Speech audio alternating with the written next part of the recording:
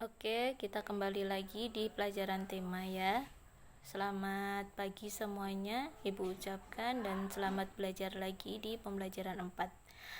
Silakan buka lagi buku temanya, buka halaman 39, masuk di pembelajaran 4.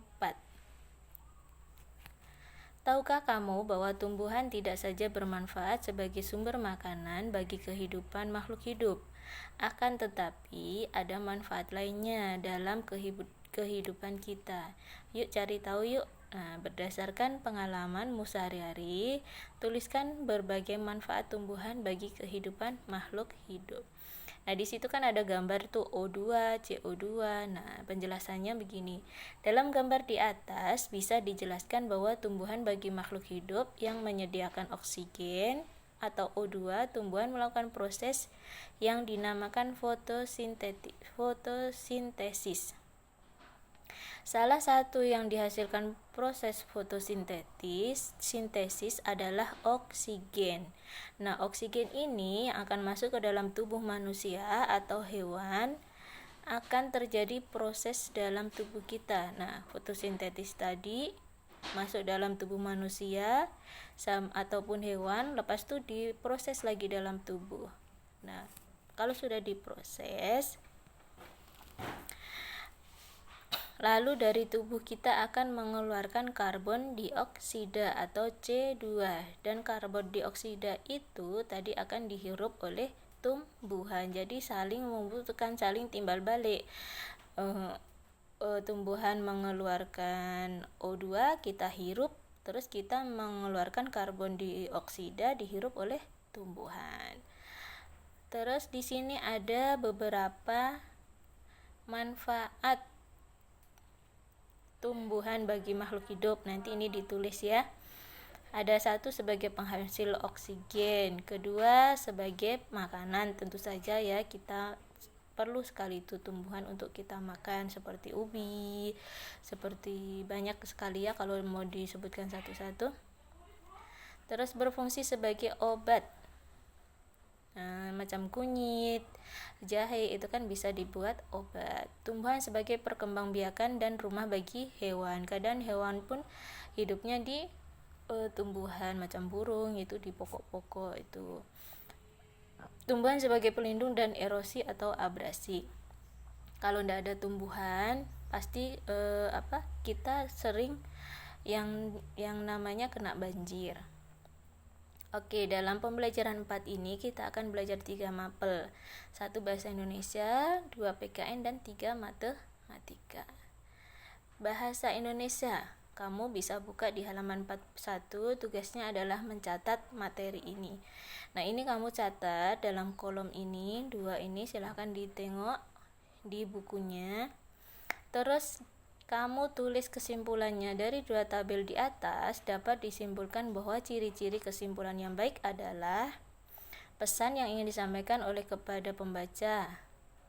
Intisari dari tulisan dimulai dari khusus ke umum menggunakan kosakata baku. Suatu pernyataan yang dibuat berdasarkan ide pokok dan kata kunci dari kalimat penjelas dengan kalimat sendiri. Itu kamu tulis ya. Terus ke PKN, menemukan 3 contoh pelaksanaan sila ketiga dari Pancasila dalam kehidupan sehari-hari. Kalian bisa buka halaman 42 dan 43. Ayo berdiskusi. Tumbuhan adalah sahabat kita. Menjaga ketumbuhan sudah menjadi kewajiban kita semua. Dalam menjalankan kewajibannya, terkadang kita tidak bisa sendiri. Kita membutuhkan kerjasama dengan orang lain. Kerjasama merupakan wujud penerapan dari salah satu sila Pancasila. Nah, kita mengingat lagi sila Pancasila ada 5. Ketuhanan yang Maha Esa nomor 1, nomor 2 kemanusiaan yang adil dan beradab, nomor 3 persatuan Indonesia. Dalam sila pertama sudah kita pelajari bahwa nilai yang terkandung dalam sila pertama Pancasila diantaranya adalah takwa kepada Tuhan Yang Maha Esa, toleransi dan juga kerukunan umat beragama. Dalam sila kedua Pancasila nilai yang terkandung adalah persamaan derajat, menghargai hak asasi manusia, solidaritas, dan juga perdamaian. Nah, sekarang kita akan mencari tahu nilai yang terkandung dalam sila ketiga Pancasila melalui gambar di bawah ini. Yang pertama ada orang menyapu, terus dikumpul sampahnya, terus ada yang membantu kasih masuk di tong sampah. Yang kedua adalah orang yang lagi berdiskusi.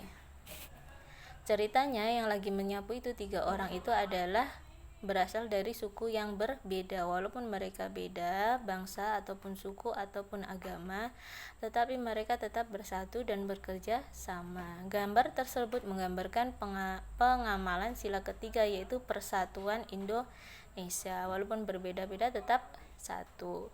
Terus yang gambar kedua menunjukkan 3 orang siswa dasar. Mereka terdiri dari 2 siswa laki-laki dan orang siswi. Ketiganya terlihat sedang musyawarah, saling mendengarkan pendapat masing-masing anggota tersebut.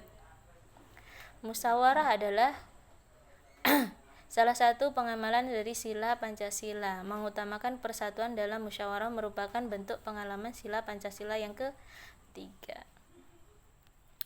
Terus nilai Pancasila, nilai sila ketiga Pancasila yaitu bersatu dalam perbedaan dan mengutamakan persatuan dalam musyawarah merupakan bentuk pengamalan sila ketiga Pancasila, yaitu persatuan Indonesia. Nah, sekarang kita masuk di pelajaran matematika. Kamu buka halaman 45, di situ ada menentukan bentuk operasi hitung campuran. Nah, di situ yang ditanya adalah toko tersebut hanya menjual 50 bungkus untuk paket 1 kilo dan 75 bungkus untuk paket 5 kilo. Berapa uang yang akan diperoleh toko tersebut apabila semua paket terjual? Cara ngiranya begitu. Silahkan diotak-atik lagi. Hasilnya ada 2.575.000. Oke, yang kedua ini dikerjakan. Nomor 1 itu cara mengiranya adalah menambahkan 4 kota teratas, ditambahkan jumlah penduduk kota Surabaya, Bandung, Medan, dan Bogor, itu kamu jumlahkan semuanya. Nomor 2, cara mengerjakannya adalah jumlah penduduk Bandung ada berapa, itu 2.394 dikurangi penduduk Cirebon ada berapa, 296.389. Nah, hasilnya itu isinya nomor 2. Terus nomor 3 ibu sudah kira, tinggal kamu salin di buku kamu, buku tema ya, belum masuk di matematika inti, ini masih sangkut di buku tema, jadi nulisnya di buku tema. Oke, mungkin itu saja dari ibu. Jika ada pertanyaan silahkan kalian langsung chat ibu. Terima kasih.